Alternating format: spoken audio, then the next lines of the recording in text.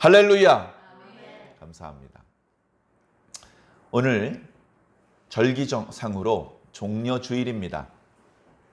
종려주일은 예수님께서 예루살렘에 입성할 때에 예수님에 대한 소문을 들었던 많은 사람들이 예수님을 구경하러 나왔죠. 어쩌면 반갑게 맞이하기는 했지만 정말로 예수님을 믿는 것까지는 어쩌면 아니었을 것입니다. 그 안에서도 온도 차이가 있었겠죠. 예수님을 믿고 예수님을 사랑하는 마음으로 종려나무 가지를 꺾어서 들고 갔던 사람도 있을 것이고, 그냥 우르르 사람들이 몰려가니까 뭔지도 모르고 따라간 사람도 있을 것이고, 소수지만 대적하는 사람들도 있었을 것입니다. 그러나 그들이 어떤 마음의 상태이든지, 그러니까 그들이 준비되어 있든지 되어 있지 않든지, 그들이 예수님 편인지 적인지 그런 것과 상관없이 예수님께서는 당신의 때가 되었기 때문에 당신의 길을 가셨고 그 길 끝에서 예루살렘에 입성하셨던 것입니다. 우리가 잘 아는 것처럼 예루살렘에 입성하시고 그리고서 채 일주일이 지나지 못하여서 예수님은 죽임을 당하십니다. 그리고 3일 만에 다시 살아나시죠. 그래서 교회에서는 그것을 기념하여 종려주일과 부활주일 그리고 그 사이의 일주간을 고난주간으로 지키고 있습니다. 그리스도인들이 표정관리를 하기 어려운 때입니다. 왜냐하면 우리가 구원받기 위해서는 예수님께서 죽으시는 과정이 반드시 필요합니다. 그 과정 없이 그냥 우리가 선하게 살고 율법을 지키고 이런 방법으로는 단 한 명도 구원받을 수 없기 때문에 그렇습니다. 우리는 우리의 최선을 다해야 되지만 그것으로 도저히 좁힐 수 없는 그 간격을 예수 그리스도께서 양팔을 벌리셔서 좁히셨고 분리되었던 둘 사이를 연결하셨습니다. 그 예수님의 공로가, 그 예수님의 고난이, 그 예수님의 피 흘리심이, 그 예수님의 죽으심이 우리에게 꼭 필요해요. 그런데 우리를 위해서 죽어주시는 그 예수님은 남이 아닙니다.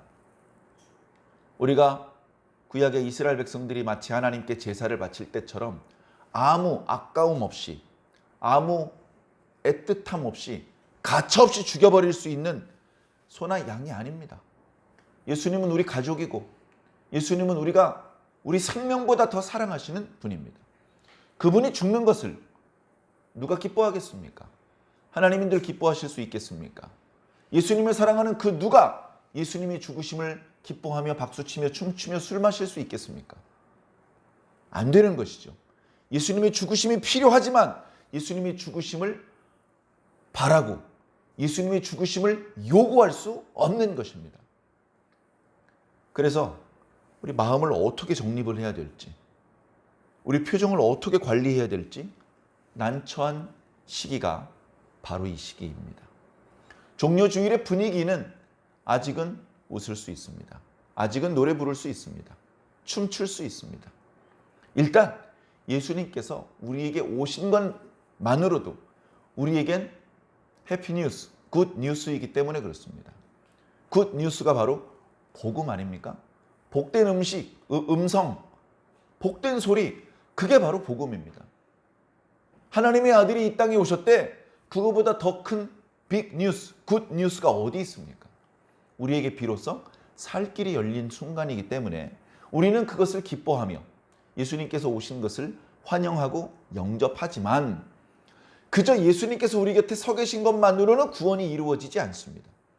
구원은 부활하시는 순간이 아니고 죽으시는 순간 완성되었기 때문에 그렇습니다. 그래서 내일부터 일주일 동안은 우리가 지금까지 묵상해 오던 민수기 말씀 묵상을 잠깐 멈추고 마가복음 말씀을 중심으로 예수님의 순환의 과정을 우리가 뒤따라 갈 것입니다. 예수님께서 맞으실 때 함께 맞는 심정으로, 예수님께서 침뱉음과 뺨맞음을 당하실 때 함께 모욕을 당하는 느낌으로 이번 한 주간 예수님과 동행하시기를 부탁을 드립니다. 그게 싫다면, 그게 불필요하다고 느껴진다면 더 이상 그는 그리스도인도 아니고 하나님 나라와 상관이 없는 자이기 때문에 그렇습니다. 이번 한 주간 동안 예수님께서 고난 당하시는 그것이 예수님의 잘못 때문이 아니고 바로 우리의 잘못 때문이라는 것을 생각해 보시기 바랍니다. 참 신비한 전가가 이루어져야만 희망이 있습니다. 다시 말해 우리의 죄가 예수님께 전가가 되어야 됩니다. 그래서 예수님께서 우리 대신 죄값을 치러주셔야 됩니다. 죄는 그냥 없어지지 않습니다. 죄값을 치러야 됩니다. 죄값을 치러야 됩니다. 1,000원짜리 아이스크림을 돈 안 내고 그냥 갖다 먹었으면 일단 1,000원을 내야 되고 훔쳐간 죄값을 또 치러야 됩니다. 벌금, 배상금, 죄질이 나쁘고 중하면 감옥에 갈 수도 있는 것입니다. 그렇게 죄값을 치르지 않으면 죄는 없어지지 않는데 우리가 저지르는 죄는 아무리 작은 죄도 목숨으로 갚아야 됩니다. 그러니 우리가 감당할 수가 없는 것이죠. 그런데 그 죄값을 예수님께서 대신 치러주시는 것이죠. 예수님께서 내 죄 때문에 대신 죽으시기 때문에 나는 이제 죽지 않아도 되는 것입니다. 그 전가가 이루어져야 돼요. 첫 번째는 우리의 죄가 예수님에게 전가가 되어야 되고 그래야 우리의 죄가 해결될 것 아닙니까? 전가가 안 되고 절반이 남아있으면 그러면 우리는 그 죄 때문에 역시 죽어야 합니다. 그러나 우리의 죄가 남김없이 예수님에게 전가가 된다면 우리는 이제 살 수 있고 우리는 이제 감히 하나님을 아빠라고 부를 수 있고 하나님의 나라의 상속자 심지어 통치자가 될 자격을 획득하게 되는 것입니다. 두 번째로 예수님의 의로움이 우리에게 전가되어야 됩니다. 우리가 뭐간데 감히 하나님을 아빠라고 부를 수 있겠습니까? 그런데 예수님의 의로움이 다시 말해서 오직 예수님에게만 있는 그 특권이 우리에게 전가가 되는 겁니다. 예수님에게만 하나님을 아버지라고 부를 수 있는 권세가 있고 예수님에게만 하나님의 소유를 상속받을 수 있는 권세가 있고 예수님에게만 하나님의 세계를 통치할 수 있는 권세가 있는데 예수님께서 우리들에게 말씀하십니다. 그 권세 우리 같이 나눠 가질까? 그렇게 해주셔서 우리가 하나님을 아버지라고 부를 수 있게 되는 것입니다. 그래서 사도 바울은 성령님을 양자의 영이라고까지 말씀하신 것입니다. 우리가 예수님을 믿고 성령을 받았다면 우리는 이제 하나님의 양자입니다. 친자는 안 되죠. 친자 오직 예수 그리스도 뿐입니다. 그러나 우리는 양자로서 예수님의 권세를 동일하게 다 누리는 것입니다. 영접하는 자, 곧 그 이름을 믿는 자들에게는 하나님의 자녀가 되는 권세를 주셨다라고 말씀하셨습니다. 그 권세를 우리가 소망하고 있고 그 권세 안에서 하나님의 나라를 바라보고 있는 겁니다. 어서 빨리 왔으면 좋겠다고. 하나님의 나라와 무관한 사람은 하나님 나라가 빨리 오는지 나중에 오는지 별로 중요하지 않습니다. 그런 게 있는지조차 인정하지 않기 때문에 무의미한 이야기이죠.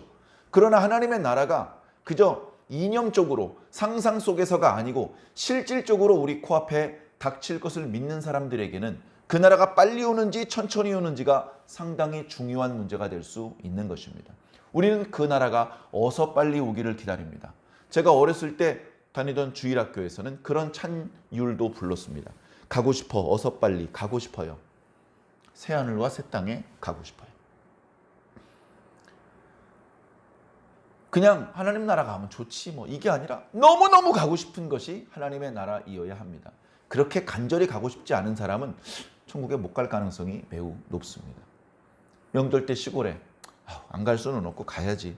이런 사람이 무슨 즐거운 명절을 보낼 수 있겠습니까? 너무너무 가고 싶고 거기 계신 분이 너무너무 보고 싶을 때 그때 그 명절이 행복한 것이고 그 시골로 가는 길이 막히는데도 콧노래가 나오는 것입니다.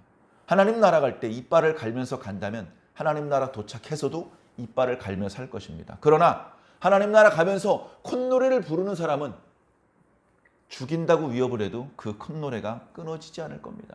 너 그 노래 계속 부르면 죽여. 감사합니다. 주님을 더 빨리 만날 수 있겠군요.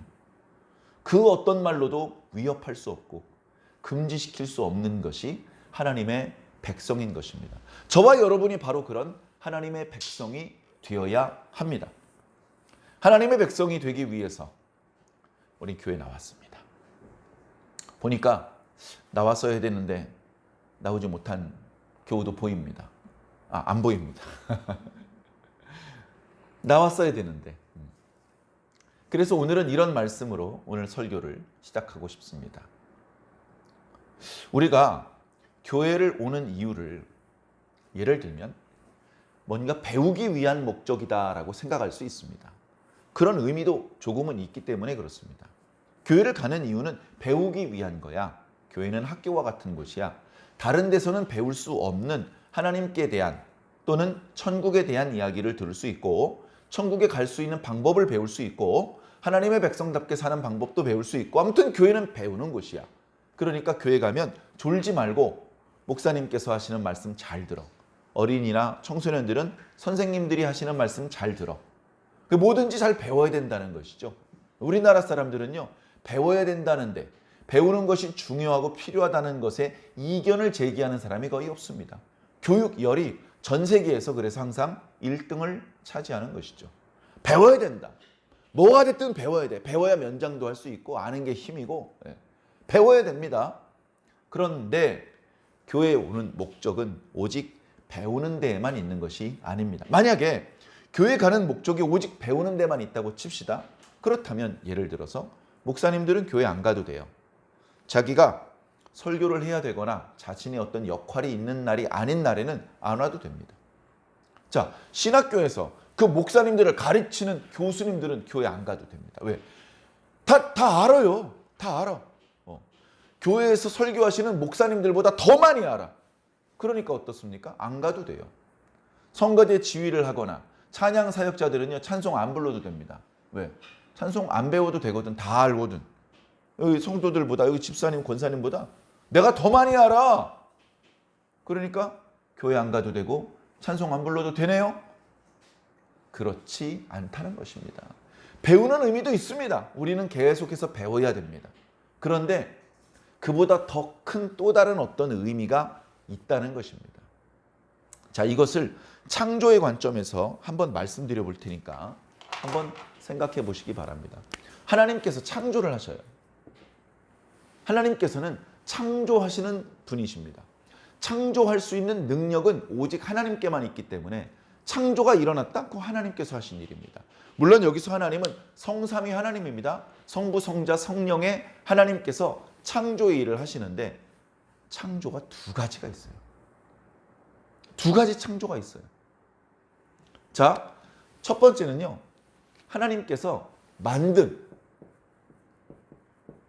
만들었다라고 말씀하시는 창조가 있습니다. 그죠? 하나님께서 만들었어요. 그건 창조입니다. 하나님께서 만드신 거니까. 이것이 창조가 아니다? 이견이 없죠. 창조입니다. 이 창조의 특징은요, 일방적이에요. 하나님의 말씀에 의해서 불가항력적으로 무조건 그 말씀은 성취가 됩니다. 빛이 있으라고 했을 때 어두움이 제법 오래 견디다가 버틴기다가 겨우 빛을 내놓은 게 아니고, 빛이 있으라 말씀하는 순간 빛이 나타나는 것입니다. 하나님의 말씀 중에서 이렇게 창조의 권능의 말씀은 그 능력이 너무나 탁월하십니다. 그래서 만든다는 방법으로 천지를 창조하실 때는요, 어떤 타협이나 어떤 의논이나 그런 게 필요 없습니다. 일방적인 것이죠. 태풍이 대한민국 한반도를 상륙을 할 때 대한민국 국민들한테 물어보지 않잖아요. 저 그쪽으로 좀 올라가고 싶은데 올라가도 되겠습니까? 물어봅니까? 만약에 물어봐 준다면 안 된다고 할 거예요. 안 된다고 하면, 태풍이 비켜갈 수 있다면 우린 100% 안 된다 그럴 겁니다. 근데 안 물어보잖아요. 그죠? 악몽이 오늘 밤에 자네 잠잘 때 찾아갈 건데 오늘 밤에 찾아가도 되겠나? 그러면 여러분 오세요? 그러겠습니까? 악몽인데 오지마 그럴 거 아닙니까? 그런데 우리랑 상의하지 않고 오는 거, 그런 걸 일방적이라고 말합니다. 하나님께서 일방적으로 하시는 거예요. 감당할 수가 없는 것이죠. 거역할 수가 없는 것입니다. 자, 그런데 하나님의 또 다른 창조의 방법이 있습니다. 이건 낳는다라고 말합니다. 하나님께서 이스라엘을 만드신 게 아니에요. 하나님께서 아브라함을 만드신 게 아니에요. 낳으셨어요. 낳는다고 할 때는 만든다는 것과는 느낌이 다릅니다. 만들어 놓은 그것은 나와 달라요. 내가 찰흙 공작으로 뭐 컵 같은 걸 하나 만들었어요. 컵을 저쪽 방에다 놓고 나는 이쪽 방에 있을 수 있습니다. 내가 나왔어. 그럼 저쪽 방에 놓을 수가 없어요. 옆구리에 끼고 있어야 돼. 전혀 다른 관계가 되는 것이죠. 뿐만 아니라 이렇게 나아져서 존재하게 된 그 피조물은 일방적이지 않습니다. 일방적이잖아. 자, 예를 들어서 하나님께서 아담을 낳으셨어요. 낳았다고 하니까 임산한 여인이 배가 부풀어 오르다가 병원에 가서 진통의 과정을 거쳐서 힘을 줘가지고 아이가 태어나는 것만 생각을 하시는데 그렇지 않습니다. 좀 더 폭넓은 의미에서의 낳는다는 의미를 생각해 보시기 바랍니다. 하나님께서 아담을 낳으셨어요. 하나님께서 사자도 만들고 기린도 만들었는데 하나님께서 사자와 기린을 사랑하는 것하고는 비교도 안 되게 아담을 사랑하신단 말이에요. 왜? 다른 건 만들었고 아담은 낳으셨기 때문에요. 자기가 만든 사자가 잘 뛰어다니는지 그거 보려고 이 땅에 내려오시지 않으셨어요. 단 한 번도. 아담을 보려고 오신 거예요. 왜? 아담은 낳았으니까. 그 아담을 위해서 하나님께서는 이런 말씀을 주셨습니다. 이 동산에 있는 모든 나무의 열매를 먹어도 좋다. 그런데 저 동산 중앙에 선악을 알게 하는 나무의 열매는 먹지 마라. 먹으면 정령 죽을 것이다. 이런 말씀을 주셨어요. 누굴 위해서 주셨습니까? 하나님을 위해서? 아니요. 아담을 위해서 주셨어요. 왜? 아담은 사자나 코끼리랑 달라. 내가 낳아서 존재하게 된 그런 피조물이야. 저건 먹지 마. 그런데 하나님께서 만드시는 방법으로 창조하셨던 피조물들이 일방적으로 하나님의 말씀에 절대 복종했던 것과 달리 사람은 거절합니다. 거절해요. 먹지 말라고요? 에이, 먹어야지. 이게 가능한 존재인 거예요. 낳은 존재는 그게 가능합니다. 만들어진 존재는 그게 불가능해요. 만들어진 존재는 하나님의 명령 앞에 0.1초도 저항할 수 없어요. 그냥 일방적으로 절대적으로 그 말씀대로 움직이는 겁니다. 바람이 불어라 하면 부는 거고 멈추라 그러면 그 즉시 멈추는 거예요. 사람은 그렇게 움직이지 않습니다. 하나님께서는 사람을 그렇게 대하지 않습니다. 얘야, 내가 너와 함께 살아도 되겠니? 물어보십니다. 이것이 하나님께 나음받은 존재의 독특한 특성입니다. 자, 그런데 이 나음받은 존재는 그래서 그냥 무조건적인 절대적인 관계가 아니고 하나님하고 인격적인 관계를 맺습니다. 인격적. 다르게 말하면 관계적 관계를 맺는다. 말이 좀 이상한데요. 자, 이 말씀을 드리는 이유는 이겁니다.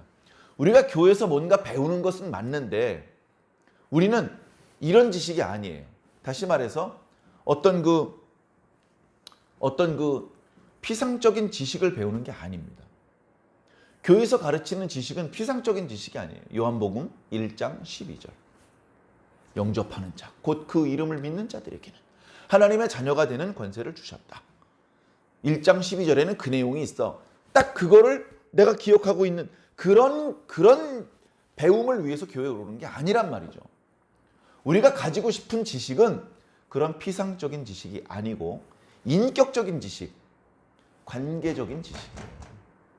관계를 맺게 만드는 지식. 관계가 없으면 무의미한 지식입니다. 내가 하나님하고 무슨 상관이야? 그러면 이제부터 교회에서 말하는 모든 가르침, 예수님, 구원, 천국 다 상관없는 게 되는 겁니다. 그런데 하나님하고 나하고 관계가 생겼어. 하나님? 나랑 상관 있는 분이지? 그러면 이제 모든 성경과 교회에서 전파하는 말씀이 다 자기와 상관이 있는 말씀이 되는 겁니다. 그리고 경험적인, 체험적인 지식인 것이죠. 피상적인 지식이 아니에요. 저 폭포는 높이가 30m고 떨어질 때 초당 쏟아지는 물의 양은 몇 톤이고 저 폭포에서 이렇게 떨어져서 튕겨오르는 물이 몇 킬로고, 이 폭포를 구경하기 위해서 오는 관광객이 1년에 몇 명이고, 이 폭포를 구경하기 위해서 납부해야 될 출입 통행료는 얼마고, 이런 피상적인 지식을 알아서 뭐 하겠습니까? 그 폭포를 경험을 해야 될 거 아니에요. 와, 장관이네. 야, 물소리 시원하다. 야, 물 한번 손 넣어봐. 야, 물이 이렇게 차갑고 저 폭포 바닥까지 다 들어오게 물이 맑다. 이 경험을 해야 될 거 아니에요. 경험을. 하나님은 키가 2m시고 음성은 고우시며, 그거 알아서 뭐 하겠습니까? 하나님을 경험해야 될 거 아니에요. 그래, 우리가 가지고 싶은 지식은 피상적인 지식이 아니에요. 하나님하고 예수님은 아버지 아들 관계래. 그거 알아서 천국 가겠습니까? 그건 피상적인 지식이라고요. 우리는 인격적인 지식이 필요하고, 관계적인 지식이 필요하고, 경험적인, 체험적인 지식이 필요한 겁니다. 그래서 교회에서 목사님이 계속 똑같은 설교를 해. 옛날에 민수기 13장 말씀 전에도 본문 삼아가지고 설교했는데, 오늘도 민수기 13장이네 보니까. 이거 옛날에 나 들었어. 나 오늘은 교회 안 가도 되겠네. 그렇습니까? 여러분, 명절에 엄마 얼굴 몰라서 그거 기억하러 가요? 엄마 음성 몰라서 그거 기억하러 가냐고요? 명절에 엄마 키, 이거 몸무게 재러 갑니까? 엄마에 대한 피상적인 정보가 필요해서 시골에 집에 가는 거 아니죠. 왜 갑니까? 엄마랑 나랑 관계가 인격적으로 연결이 돼 있기 때문에 가는 거예요. 인격적으로 연결이 돼 있단 말이에요. 안 가면 안 돼. 거기 왔다 갔다 하면 피곤해, 돈 들어, 짜증나. 근데도 가야 돼. 왜? 그분하고 나하고는 연결이 돼 있기 때문에. 천국에 왜 가야 됩니까? 천국에 200평 아파트를 나눠주니까 갑니까? 아니면 여름에 덥지 않고 겨울에 춥지 않으니까 갑니까? 세금 안 내니까 갑니까? 천국에 왜 갑니까? 그런 피상적인 이유 때문에 가는 게 아니에요. 관계적인 이유 때문에 가는 겁니다. 거기 우리 아버지가 사셔. 그러니까 내가 거기 가야 되는 거예요. 거기 우리 아버지가 사시는데 내가 어디 가겠어? 아버지 집에 가야지. 그래서 천국에 가는 겁니다. 똑같은 이유로 그래서 교회 오는 겁니다. 교회 옵니까? 뭔가 배우기 위해서요? 전에 배웠던 건데요. 그런 거랑 상관없어요. 여기서 하나님을 만나기 위해서, 하나님을 경험하기 위해서, 그래서 오는 겁니다. 그래서 교회를 한 3년 다녔으니까 이제 그만 다녀도 될 것 같아. 그러면 명절에 시골에는 한 3년 가고 그 다음부터는 절교하고 안 갈 겁니까? 엄마하고 관계 끊어졌습니까? 그게 아니라면 교회도 2년 3년 다니다가 멈출 수 있는 일이 아니에요. 이건 지식의 문제가 아니고 관계의 문제이기 때문에 그렇습니다. 너 엄마하고 사이 좋아? 이렇게 물어볼 필요가 없어요. 엄마 뻔질나게 명절이 아닌데도 찾아가고 엄마 손잡고 엄마 얼굴만 봐도 난 배부르다? 이러면 뭐예요? 관계 좋은 거예요. 그죠? 명절이 됐는데도 자꾸 핑계대고 안 가려고 그러고, 전화 오면 아유 엄마 전화네? 안 받아야지. 이렇게 회피하고, 명절에 갔는데도 저 뒷자리에 앉아서 눈 마주치지 않으려고 그러고 말 섞지 않으려고 그러고, 이러면 벌써 관계가 안 좋은 거잖아요. 하나님하고도 똑같은 겁니다. 하나님 만나러 자주 안 가고, 하나님이 자꾸 물어보시는데 대답 안 하고, 하나님이 자꾸 이렇게 관계를 맺고 친해지고 싶은데 자꾸 거리를 두고 뒷걸음질 친다면 조금 그러면 안 되겠죠. 그래서 내 신앙을 점검해 봐야 돼요. 교회 출석부에 동그라미 개수, 헌금함에 도장 찍힌 개수, 그게 다가 아니에요. 군대 가면 출석부에 동그라미 못 만들어요. 그런데 가슴은 더 뜨거울 수도 있어. 그러니까 그게 전부는 아니야. 그러니까 결과적으로 우리는 하나님께서 나아서 이렇게 우리 성도 한 명 한 명이 이렇게 존재하게 된 것인데, 그렇기 때문에 우리는 하나님께서 일방적으로 취급하지 않으시고 인격적으로 대우를 하시는데, 똑같이 나도 하나님을 인격적으로 만나야 된다. 피상적으로 하나님, 예수님, 성령님 믿으면 천국 간대. 나 믿어 라고 말했다. 나 천국 가는 거야? 아니, 그걸로 못 가. 인격적으로 연결이 되어 있어야 돼. 인격적으로. 인격적이란 표현이 조금은 어려운 표현일 수도 있겠습니다만, 그러나 제가 더 좋은 다른 표현을 잘 못 찾겠어요. 관계적인, 체험적인 이런 비슷한 표현을 찾았는데, 어쨌든 여러분들 하나님과 인격적으로 잘 연결되어서 그렇게 사시기 바랍니다. 하나님과 연결되어 있다면 당연히 예수님과도 연결되어 있겠죠. 예수님과 연결되어 있다면 예수님께서 나귀를 타고 예루살렘 성에 입성하실 때 그냥 저 뒤에 방구석에 다리 꼬고 앉아 있을 수가 없죠. 뛰어나와야죠. 뛰어나와. 어떤 사람은 종려나무 가지를 막 흔들고, 어떤 사람은 소리를 꽥꽥 지르고, 어떤 사람은 자기 입었던 옷을 벗어다가 예수님 지나가시는 땅바닥에 깔아드리고, 뭐가 됐든 해야죠. 남입니까, 예수님이? 남이 오는 거예요, 남? 내 몸의 일부가 오는 것처럼 그렇게 예수님을 영접해야죠. 지금은 2000년 전에 예수님께서 예루살렘에 입성했던 그 시대가 아니죠. 그때로부터 시차만 2000년이 벌어지고, 그리고 물리적인 공간도 수만 킬로 떨어져 있습니다. 그러나 우리들의 마음은 예수님의 오심을 환영하고 기뻐 반기는 것이죠. 예수님, 아이고 예수님 어서 오시옵소서. 예수님 기다렸어요. 예수님 잘 오셨어요. 감사합니다. 와주셔서 고맙습니다. 그런 마음이어야 되는 것이죠.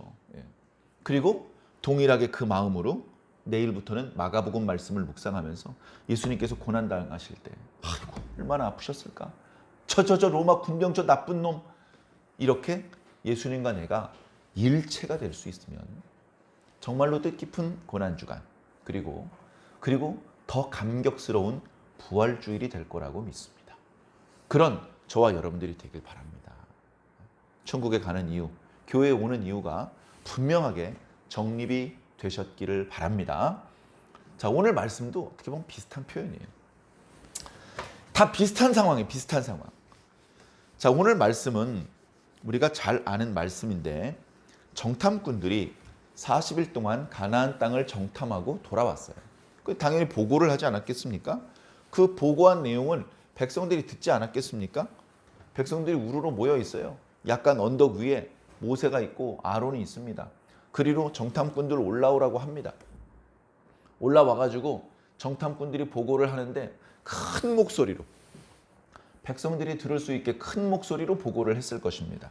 백성들은 그 정탐꾼들이 뭐라고 말하는지 듣기 위해서 조용했을 것입니다. 요즘처럼 음향 설비가 없었지만 자연적으로 그 정탐꾼들의 목소리가 백성들 사이에 울려 퍼졌을 것입니다. 문제는 뭐냐? 정탐꾼 중에 10명이 그 땅에 대하여 악평을 한 거예요. 참 이게 웬일입니까? 자, 가나안 땅을 정탐을 했어요. 자, 여기가 바란 광야, 가데스 바네아예요. 여기 정탐꾼이 갔다가 왔어요. 왔는데 10명의 정탐꾼은 악평을 하고 2명의 정탐꾼들은 악평을 하지 않아. 자, 이 미묘한 차이를 잘 살펴보시기 바랍니다. 자, 여기 있는 10명, 여기 있는 2명이 출발하기 전에는 다 똑같이 이스라엘 12지파의 일원이었어요. 저쪽 지파 대표나 이쪽 지파 대표나 다 비슷비슷한 사람이었다고요. 서로 친구였고 우리 힘을 모아서 가나안 땅을 차지하세. 아이 그럼 이렇게 의기투합을 했던 동지였습니다. 그런데 가나안 땅에 갔다가 와서 칠판에 제가 표시한 것처럼 둘로 나눠졌어요. 이쪽이 또 다수야. 자, 이들이 말하는 내용이 어떤 부분은 같고 어떤 부분은 달라요. 그런데 그 다른 부분 때문에 이렇게 확 나눠져 버립니다. 자, 그러면 이 12명의 정탐꾼들이 여기서 본 것은 각각 다른 것을 보았나요? 여기 10명의 정탐꾼들은 여기서 이 부분을 보았고 얘들은 이쪽으로 가서 이 부분을 보았어. 그러니까 전혀 다른 걸 본 거지. 그래가지고 전혀 다른 소리를 한 겁니까? 아니에요. 이 12명이 본 건 똑같은 것을 보았어요. 그래서 이 2명에 해당하는 여호수아와 갈렙의 말을 들어보면 야 10명의 정탐꾼 거짓말하지 마. 그런 건 없잖아 라고 말하지 않아요. 이 10명의 정탐꾼들이 했던 말을 다 인정해요. 맞아. 거기 거인도 있었어. 나도 봤어. 맞아. 그 사람들은 숫자가 많더라고. 맞아. 그 사람들이 살고 있는 성벽은 높더라고. 똑같은 걸 본 거예요. 다른 걸 본 게 아니에요. 그럼 왜 말을 다르게 합니까? 왜? 똑같은 걸 봤으면 똑같은 말을 해야 되잖아요. 똑같은 거를. 자, 예를 들어서 거기 갔더니 성읍이 150개가 있었고 사람 인구수는 대충 500만 명 정도 살고 있고 거기에 보니까 큰 강이 하나 있고 작은 강이 13개가 있었고 그 사람들이 주로 기르는 가축은 소와 양과 염소들이었고 거기서 농사를 짓는 것은 나무로는 포도나무와 무화과나무와 감람나무가 있고 농사는 보리하고 밀이 잘 자라더이다. 이게 뭐라고요? 피상적인 지식이에요. 자, 피상적인 보고만 했다면 이 10명은 똑같은 말을 할 수밖에 없습니다. 그죠? 똑같은 걸 봤으니까 똑같은 거를 말하는 거예요. 그런데 피상적인 보고만 한 게 아니야. 자신들이 본 거, 거긴 과연 젖과 꿀이 흐른다. 젖과 꿀이 흐른다는 말은요. 이게 또 오해를 할 수 있으니까 뭐 젖과 꿀이 흐르니까 막 소나 양이나 이렇게 젖을 짤 수 있는 가축들이 막 젖이 불어가지고 땅에 젖을 막 흘리고 다녀. 그래서 땅이 저주로 막 젖었어. 아니면 막 이렇게 벌들이 날아다녀서 곳곳에 이렇게 벌집들이 워낙 많아져가지고 벌집들을 사람이 실수로 밟고 다녀가지고 땅이 꿀로 그냥 범벅이 돼.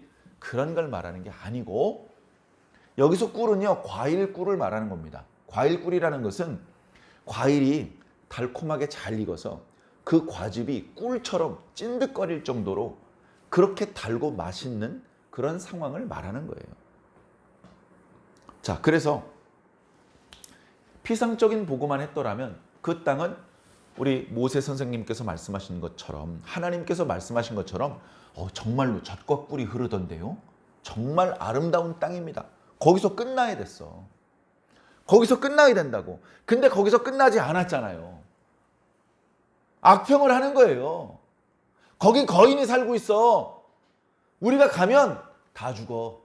그 땅은 악한 땅이야. 우리 들어가면 다 죽는 땅이야. 그걸 봤어요? 그 보고는 10명의 정탐꾼이 한 악한 말들은 가나안 땅에서 나온 게 아니에요. 10명의 정탐꾼들 마음속에서 나온 거예요. 10명의 정탐꾼들 마음속에서 나온 거예요. 거인을 보면서 두려움 마음을 집어먹었고 사람 숫자가 많은 것을 보면서 성벽이 높은 것을 보면서 야, 이 땅을 차지하기는 어렵겠는데? 결론 낸 거예요. 자기가 본대로 말한 것으로 끝나지 않고 그 땅에 대해서 불평한 거예요. 뒤에 뭐라고 말합니까? 우리가 내일부터 또 묵상할 때 말씀. 야, 저 모세하고 아론을 죽이고 애굽으로 돌아가자. 이런 말을 해요. 그 말은 어디서 나왔어? 가나안에서 나온 게 아니고 그 사람 속에서 나온 거예요. 그 사람 속에서. 그 사람 속에 있는 두려움, 그 사람 속에 있는 사악함. 이게 말로 나온 거라고요. 그런데 12명의 정탐꾼들의 마음속에 다 그런 사악함들만 있었던 건 아니었습니다. 여호수아와 갈렙이 나섰어요. 10명의 정탐꾼들이 슬슬 악평을 시작하는데 백성들이 수군거리기 시작해요. 막 반가운 얼굴로 정탐꾼들의 보고를 듣던 그 백성들의 마음이 그 표정들이 근심과 두려움과 원망의 표정으로 바뀌어요. 그거 우리 느끼잖아요. 그러니까 갈렙과 여호수아가 자기가 봤던 것을 보고하지 않고 이렇게 얘기를 합니다. 여러분, 그렇지만 이 10명의 정탐꾼들의 말이 맞지만 그들은 숫자가 많고 그들 중엔 거인도 있고 그들의 성벽이 높은 건 맞지만 우리 그 땅을 차지합시다. 우리 할 수 있습니다. 라고 말을 한 거예요. 그 말은 어디서 나왔어요? 가나안 땅에서 나왔어요? 갈렙의 마음속에서 나온 거예요. 여호수아의 마음속에서 나온 겁니다. 왜 이렇게 달라졌죠? 자, 피상적인 것은 이 가나안 땅에 대한 정보는 얘들이나 똑같아요. 젖과 꿀이 흐르는 땅이다. 거기 사람들 많이 살고 거인도 일부 있더라. 똑같은 걸 봤어요. 그런데 다른 게 있어. 다른 게. 자, 표현을 하자면 이렇습니다. 자, 여기 여호수아 갈렙 두 명은 하나님과 연결되어 있어. 하나님과 인격적인 관계를 맺고 있어. 다시 말해서 하나님께 대하여 인격적인, 관계적인, 체험적인 지식이 있어. 하나님이 어떤 분인지 알아. 왜? 경험을 했어. 근데 여기 있는 10명은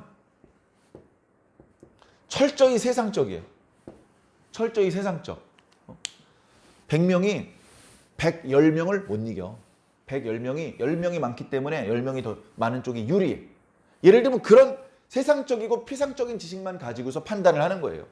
그렇다면 가나안 사람들은 지금 잘 먹고 잘 살고 있고 성벽은 높고 성읍마다 양식은 충분히 있고 그 다음에 그들의 손에는 강철검이 들려져 있고 그들에게는 왕도 있고 군대 장관도 있고 군대 시스템이 갖추어져 있고 그리고 이쪽 성읍 저쪽 성읍 연락을 하면서 서로 돕고 있고 우리는 싸우려면 산에 올라가서 나무 토막 같은 거 베어다가 나무 몽댕이 들고 가서 싸워야 되는데 숫자도 적고 훈련받은 적도 없고 이길 수가 없잖아요.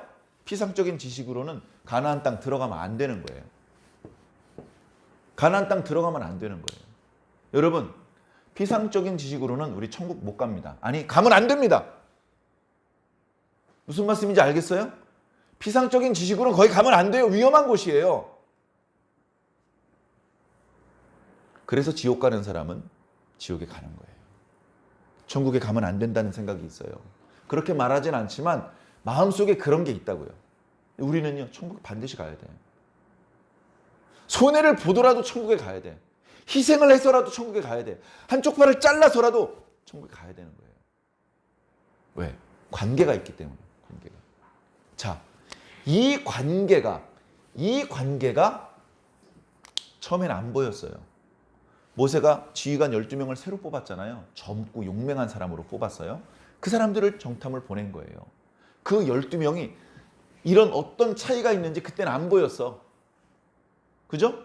누가 하나님께 대한 관계적이고 인격적이고 체험적인 지식이 있는 신실한 사람인지 안 보여.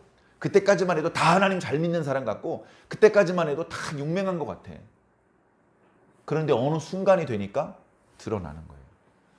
가나안이라는 현실을 딱 보고 나니까 이게 올라오는 거예요. 이게. 피상적인 생각, 세속적인 생각, 아직 벗겨지지 않은 애굽의 때 이게 막 올라오는 거예요. 이걸 누를 수가 없어. 막 터져 나와. 그리고 그 순간에 갈렙은 이게 터져 나오는 거예요. 야, 하나님께서 우리와 함께 하시면 그들은 우리 밥이야. 가서 밥 먹자. 이 말이 어디서 나와? 가나안에서 나온 게 아니고 이 관계에서 나온 거라고요. 그러니까 내가 평소에 어디와 연결되어 있는지, 무엇과 관계를 맺고 있는지, 무엇에 대한 체험적인 지식이 있는지 이게 중요합니다. 도박을 해서 큰 돈을 벌어본 사람은요, 돈이 떨어지면 도박할 생각밖에 못해요. 거짓말을 쳐가지고 사기를 쳐가지고 돈을 좀 만져본 사람은요 또 거짓말합니다.